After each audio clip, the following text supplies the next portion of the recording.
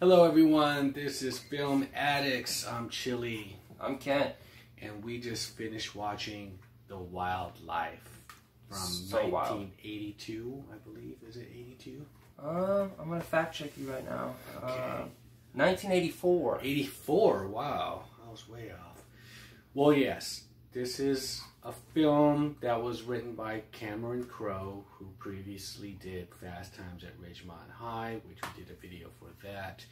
And so this was not his follow-up, but it was sort of, you know, they were kind of riding on the coattails of like, hey, this new film is out from the makers of Fast Times at Ridgemont High, so everyone just kind of like, oh, let's go see The Wildlife.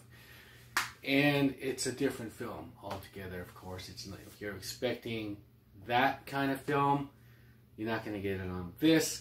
In a sense, there's a lot of different characters and whatnots and little different subplots. But before we get into this, don't forget to hit the like button, comment on this video, share. And if you still haven't subscribed to this channel, please do so. And by now let's get into this.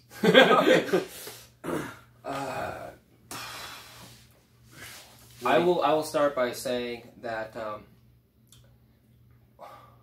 watching Fast Times before this movie, I feel like put this movie at a disadvantage from the get-go. It's not a... Well, you can't compare It's not a bad movie. Based on its own... Yeah, it's also like a coming of age, right? And I know you can't compare them, but when it comes to like the connections between both movies and the contrast that was there, you know what, I'm going to think about it a little bit more and I'll let you start off with this one. Well, I think this film was not as lighthearted as Fast Times. And Fast Times, there really wasn't a villain in that movie. This one has different kinds of villains in it, as you know, as far as like the police officer, he turns out to be an asshole, or he was an asshole, who's, again, I don't know why they kind of do this. They did this in the other film. It's Leah Thompson, and she's dating this police officer, or so-called dating. He's just using her, and she's underage, and the guy's married, and so that's one of the subplots of this movie. She used to be with Billy, who's the star, one of the main characters, played by Stoltz, and they broke up right after high school. And so she is now, you know, seeing this guy, this cop, and, you know, he just treats her like shit. And so it's not really high school, it's sort of after high school, isn't it? Or they get back. It seems like they don't really talk too much about high school. Like it's brought up that Tommy was like a wrestler, but they will. I know this is like the last week of summer before they go back to school. Some of them do. Right. It starts off the movie where we have Jimmy, the Tommy. kid. Tommy. Oh, Jimmy. Yeah, Jimmy's Billy's brother, little brother. Yeah, he's in the school. He's freaking. He's like drinking and smoking a cigarette by the principal's office, jamming out. He destroys the school mascot, and right off the bat, you're like, okay, I know which character's cool. Because he's a confident little punk of a kid, but I like him. He's endearing. He's sort of a loner, and he's caught up in the '60s, the music.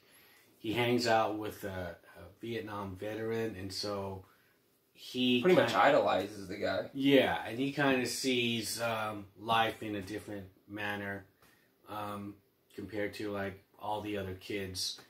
And then he has a tag-along kid who kind of like hasn't really found himself. You know, there's always those kids where it's just like they don't have an identity yet. There's a real confident person. They kind of latch on to him and like, okay, I'm going to form my personality around you because you got it figured out. That's how I kind of saw that. And he wants to meet, you know, the Vietnam vet too. And he's just like, hold on. He doesn't really, you know, deal with people that much. And, you know, it took him a while to, you know, have a rapport with them. And you kind of find out that's Randy Quaid, who plays the vet. And you kind of find out what he's all about. And in his little short cameo, which was really cool, I thought his character was really good. Okay, so yeah, Randy Quaid played the vet. I thought he played it really good, his little cameo. And as far as like how all of it kind of comes to a, these characters all come to a, I don't know, it's sort of, it's like it's not a real plot, it's like a hangout film. The stories all intertwine at the end, so there's a lot going on. Instead of like diving deep into the story on this one, there really is no story. It's like a hangout film. Yeah, that's true. You know what I mean? And it's just a character-driven film. That's all it is, really. You're hanging out with these characters, and they're going through situations. Some of them in relationship problems, and you know they're trying to deal with adulthood as far as like getting their first place, apartment, and responsibilities in that sense. And well, that's what it is. I mean, that's what he always makes his titles sort of, they don't mean what they mean. How you would at first view it, like Fast Times at Ridgemont High. What he was saying there was like they're going through adulthood really quick. Times are going so fast, you know what I mean? And the wildlife, this is, you know, how it was the guy who was the manager of the apartment complex who said that. And who Eric Stoltz is renting the apartment. He's all, this is the wildlife, like, you know, he's looking at it like the possibilities of he's going into adulthood. You go out on your own, you move out of your family's house, it's exciting, you're like, the world's so big. Then you find out the world and everything in it isn't all that it's cracked up to be. And you get screwed over. Yeah, you get screwed over. I mean, he moves in, Tommy, who's a total bonehead. And I mean, it was to the point where it was a little bit cringy for me how much of a bonehead he really is. You wouldn't like him and his buddies are like bumping heads all the time. Michael Bowen's in there. That's there's a lot of I'm not gonna lie, Chili and the viewers. I felt as if though there was a lot of cringe going on with just Tommy in general. Like he was just he was annoying. He was excruciating to watch, which means I guess he was a good character by the way he was written. Yeah, Christopher Penn, and yeah, he was annoying, but I guess that's the way he was supposed to be. And that's why later on at the end, where his girlfriend, who she just doesn't want nothing to do with him, she just seems like she's trapped, and you don't feel sorry for her. You're like, okay. Well, she keeps giving in. Yeah, I mean, I guess he's persistent enough. I thought, and Rick Moranis, it was nice to see him. I wasn't expecting that. He played a weird character, kind of creepy. I felt like they could have done more with him. I don't know when Honey, I Shrank the Kids came out. I mean, when Ghostbusters, all this stuff was before all of this big movies. Well, I think right? Ghostbusters was pretty much at the same time. Okay. The first one. I think he was a comedian already. He does kind of things. Yeah, he did Ghostbusters 1, I think it was this year. This is 84. So I think he did that one. So he was just blowing up around this time. Pretty much. Oh, cool. Another big highlight. All right. Bam. Lead vocalist of Fear, Lee Ving, was in it. In Fear, yeah. He was in the party scene. Same with Ron Wood of the Rolling Stones was in there in the party scene. Because there's this big party. I think his name, for Lee, I think the character's name was Mike. And I'm like, Max. Was Max? Yeah, I think it was Max. I was looking at him, I'm like, I've seen this guy before. He's still touring, too. And that guy is just like, he has the white hair, still same hairstyle, still killing it. So that was interesting. Yeah. So there's little fun facts. Little fun facts about it. But overall, the wildlife, it's okay. You know what I mean? There are some cool characters and enough to... like the kid, he was cool, and his story with the vet, that was cool. But there's some annoying characters, just like Tommy and the cop and things like that. But I mean, I wouldn't watch it like all the time. It's not like a, you know, like Fast Times where you could just pretty much enjoy it all the time. This is more of a, actually more of a drama. If you would look at it, don't you think? It was more a dramedy, more, you know what I mean, than say Fast Times. Fast Times had a couple of scenes like... Yeah, it didn't seem like you mentioned earlier, there wasn't a lot of fun and good times. Like, it was like...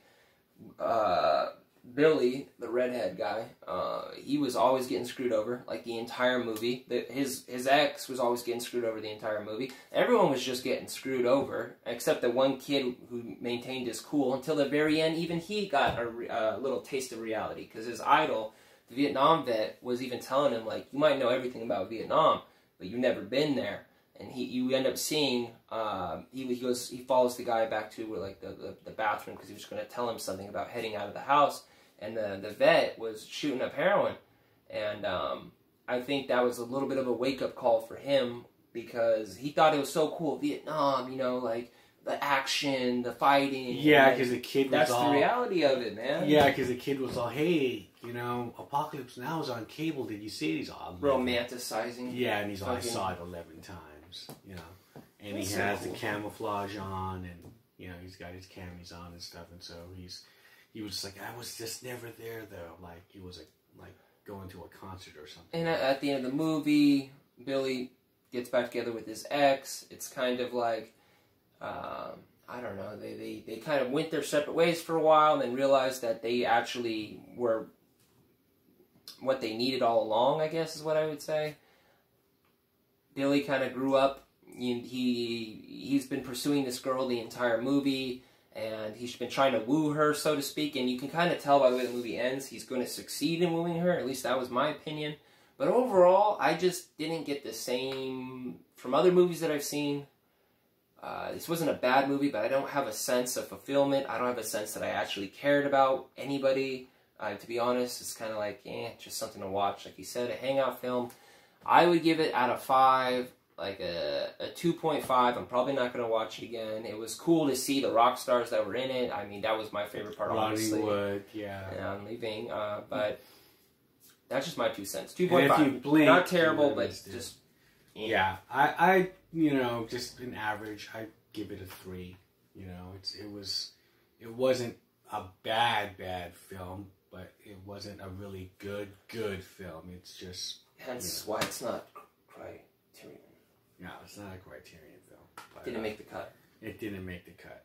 But, it was worth watching, though. Not a bad soundtrack either. These movies tend to have good soundtracks from the 80s. Yeah, I like the song "The Wildlife." Actually, Eddie Van Halen is the one doing the music on this, and so you know you kind of hear some of these songs that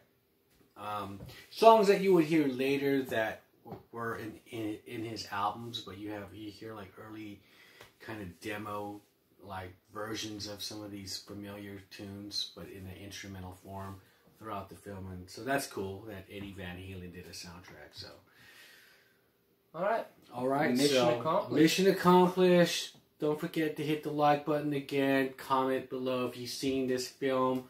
What are your thoughts? Is it, you know, do you think we're not rating it right? Do you think it should be a 5-star film? We're missing something? Do you have it in a case, like a special case dedicated towards it? Like, is it in a chest somewhere? When you open up the chest, it goes, woo! Yeah, it was 80s film galore. So, yeah, hit the like button, comment, share, and if you still haven't, please subscribe.